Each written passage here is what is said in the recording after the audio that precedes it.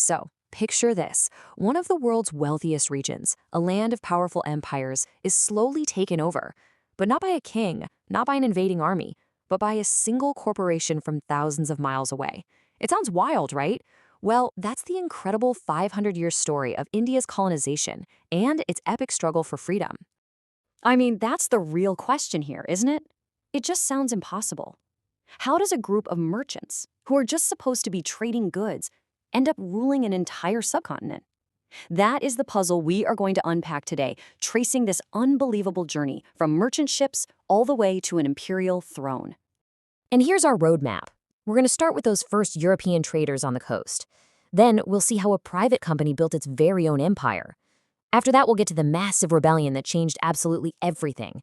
From there, it's the long march to freedom, and finally, we'll look at the moment of independence and painful division that came with it. Okay, let's set the scene. We're going back to the 16th and 17th centuries.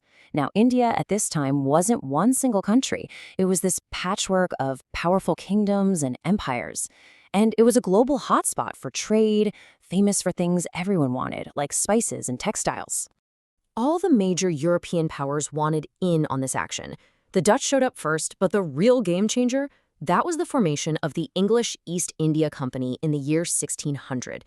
It started out pretty small, setting up its first little trading post, they called them factories, in 1612, but they definitely weren't alone. The French were right there too, and things started to get very competitive.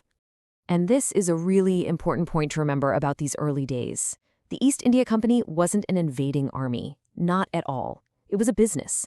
Its entire goal was just to get permission from the powerful local rulers, like the Mughal emperors, to set up shop and trade peacefully. Conquest? That was not even on the table. At least, not yet. But, over the next century and a half, something started to change. The company's ambition grew a lot. And that very clear line between just doing business and holding real power, it started to get seriously blurred. This year, right here, 1757, is the pivot point. This is when everything, and I mean everything, changes. The company goes from being a guest in India to its master. What happened was the Battle of Plassey. It was this huge, decisive victory for the company. They were clever. They exploited local rivalries, they secured a key betrayal from inside the opposing army, and their small force defeated a much, much larger one.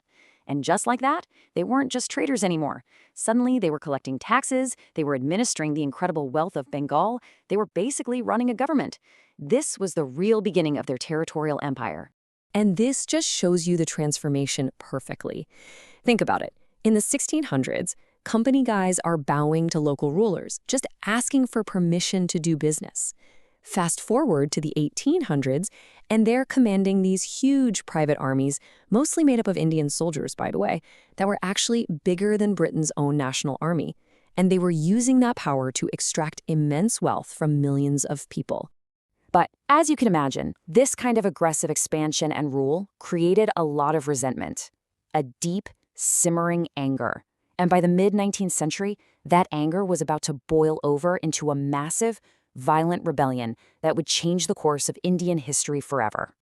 So, in 1857, the Indian soldiers in the company's own army, the Sepoys, they mutinied. And this wasn't just a small protest. The rebellion spread like wildfire, pulling in princes, landlords, and regular people who were just completely fed up. For a while there, it really looked like company rule might actually be brought to an end. In the end, the uprising was crushed, and with incredible brutality. But the whole thing sent massive shockwaves all the way back to London.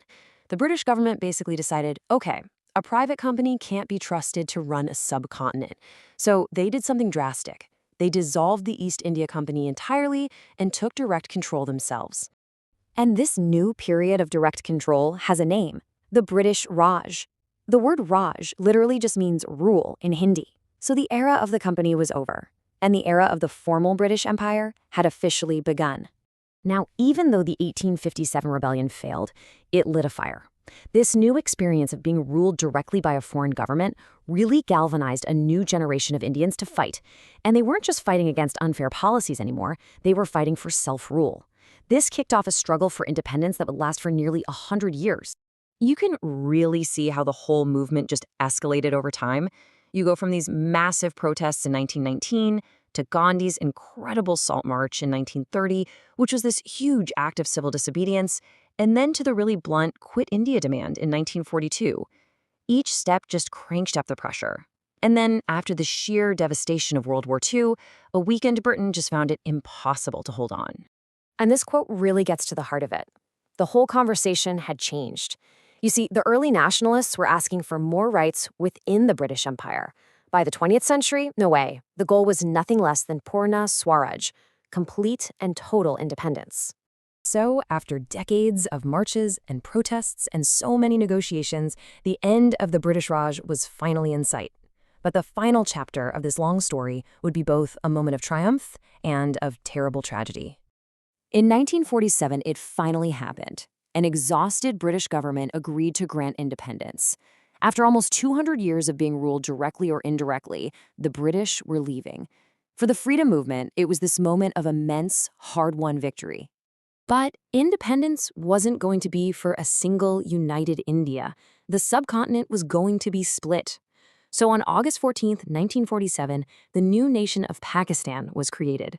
And then, at the stroke of midnight on August 15th, India celebrated its own long-awaited freedom.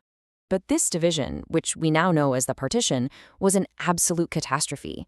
As these new borders were hastily drawn on a map, it triggered one of the largest and most violent mass migrations in all of human history. Millions were displaced, and it left a legacy of pain and conflict that, honestly, still echoes today. And so, India was finally free, but it was a freedom born from a fractured subcontinent.